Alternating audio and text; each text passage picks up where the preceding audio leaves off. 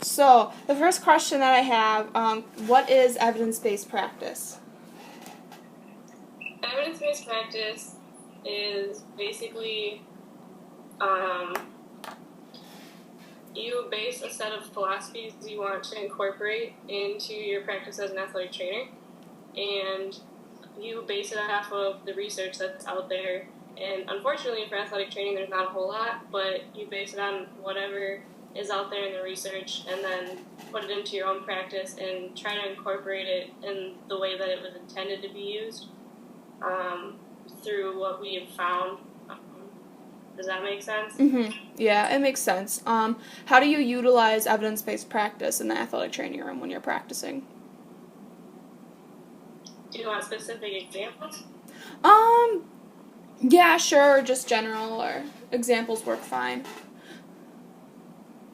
I guess for me, I had the experience of being a research assistant, and so I kind of got into that realm of really looking at results and discussion and how we can put certain things into our practice that maybe wasn't thought of like 10 years ago. Like, for example, using rectal thermometers in heat illness, like that's something that's huge in athletic training, and it's proven to be the best way to select a temperature. Okay. Okay. So, how do you feel prepared to practice evidence-based practice? Well, I mean, I just took a graduate school class on evidence-based practice. I learned the principles and what you're supposed to incorporate, and I guess I just feel prepared because I've had a little bit of experience now, and I know what I want to incorporate, what I don't want to incorporate, and I've kind of made my own like set of rules for myself and how I want to practice as an athletic trainer. So, I guess in general, I guess I would use evidence-based practice by kind of fulfilling what I think is important in my own philosophy as an athletic trainer. Do you believe that majority of athletic trainers use evidence-based practice? Like, I know that you had a specific class on it in graduate school, but do you think others are using it like the same way as you are? I don't.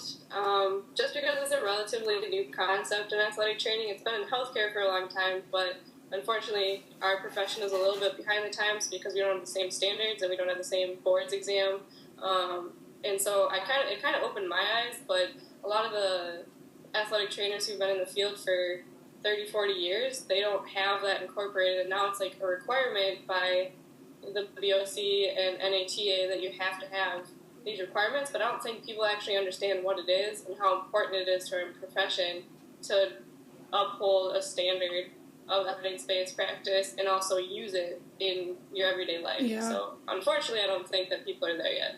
Yeah, I agree with that too. And also I feel like it's now a competency. I feel like, or starting to become a competency in undergraduate KD certified programs too. So we're trying to get the next generation on board with it. I have one more question for you. What would you suggest for someone to do if they want to start using evidence-based practice in their practice? Like, what steps do you want them to take to start incorporating it? I think you really just have to read. Like, you need to go to the literature and figure out, like, what's out there, and not just in general of healthcare, but specific to our profession.